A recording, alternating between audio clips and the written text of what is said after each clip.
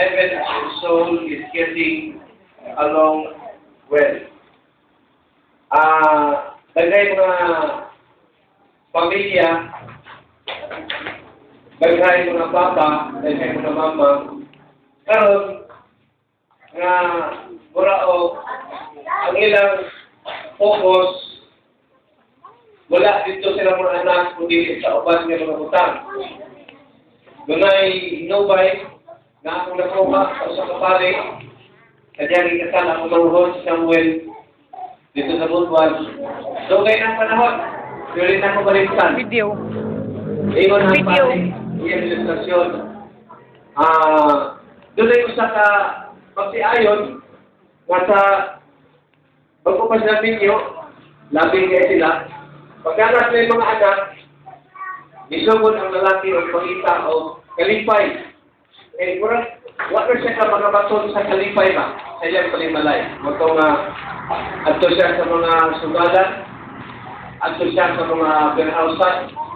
Mato nga, dito din siya matagpaw. Mato nga, ang iyang asawa, wala lang yun complain. Wala lang yun complain. Sige lang yun ang iyang asawa, uluhan ng maayo, sa palimalay. Ato nga, yapon yung panahon, pipila ka mga tuig, nagibuwan sa lalaki ang pagpapasala, sugal, babae, sisyo. Yan, buhat yan to. Ikaw siya sa usang ka, wag siya disunod na yun. Bitanaw siya sa mga bata. Niya, naman siya ito sa mga bata. Naging aliya ang iyang mga bata o ang inahan niyang asawa nga gamit yung kalipay, hindi na dola-dola pa. Murang wala lagi na ibalo. Wala na siyang ibalo ba? Inuwan siya papa. So, ingon sa iyong papa, naaraw mo dahil ang kalipay. Naaraw mo dahil sa palimalay. Kalipay sa mga bata. Ako, nag-iindiin kong pangita. Sa iyo mga huna ba? Nag-inuklog siya. Nag-iindiin kong pangita o kalipay, babae, alak, sugal. Pero naaraw dahil ang kalipay sa palimalay. Wala ko na ginikanan, mga batanon, ang focus magod sa palimalay ang mga bata. Wala nga dinato sila kanang imong second priority. Ano sila prioritize yun, unahon yun ako sila.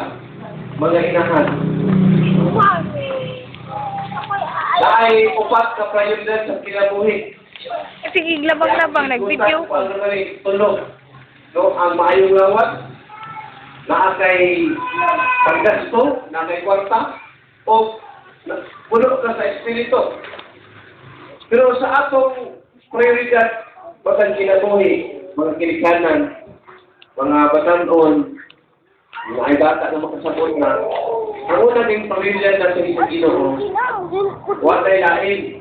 Wala yun na, una na itong priority na, pwede na ang Ginoo manimong number 4. Kaya kupat na akong sigunta doon, una yun ang Ginoo. Nga itong relasyon. Isa kung sa kabisi ni mo, kung katimang sinong bata, katimang sinong bala, una yun ang Ginoo. Pag-ampong kita sa Ginoo, pamilaw kita sa Ginoo kung sa Ginoo. What's that good? Ang ikaduha, kung medyo na ka, ang prioridad mo, ang imong asawa o bana. Ang focus ministry nga, magkuhay lang naman din lectures, na ibalo nito sila. Nga, ang ikaduha priority, ang bana o ang asawa. Tingnan naman, kung saan man pagtahod sa bata, sa imong asawa o sa imong bana, kumuha di mo sa tahura. Bakit anak sa bata? Bakit anak bata? Ika-ikaan naman ni mama si papa. So wala nga mawa ang espiritu sa bata. So, ang ikaduha, kinahanglan, imong maon, ang imong bana, o bana, kinahanglan nga imong pagkaon, ang umahon, ang imong asawa. Muna, ikaduha, ang prioridad sa kinabuhi. Ngayon, ang ikatulog, muli ang atong pag-alagad sa Ginoo. Kaya kung apiltag kayo study, kung paminaw sa Domingo nga wali, muna ikatulog. O kung yung people ka, o wala ka sa mga praise worship ministry, eh, ang tao, laayon man kung di siya mo-involve at ng mga butangan. May gumito ka, pero wala na may kalibay ang mga pangalagay. Kaya iyo magipugnan, naata kay gasa, pero dili ka gusto ng pag-abit kino. Ang ikaupat, kanang atong trabaho. Kung sa may atong skill. Kung sa may atong mahimo sa atong kawag. Kung ikaw, asawa ba na namin? Oo, panahi. Kaya livelihood mo na. Kung ikaw lalaki, Din. magpantay, magpantay. Walang upat, tigil na pwede nyo. Unahon din mong trabaho, mag-abroad ka. Kaya biyahan din mong panimalay. Wala ka sa ako.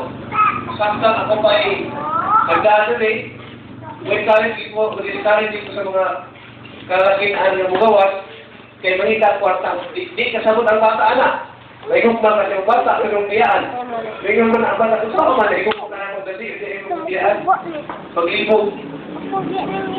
So, kung ato niya siya i-rampol na priorities kinabuhi, walang mahimo na kanang bubod ang atong panimalay. Kusa, kini si Didi, o ako mo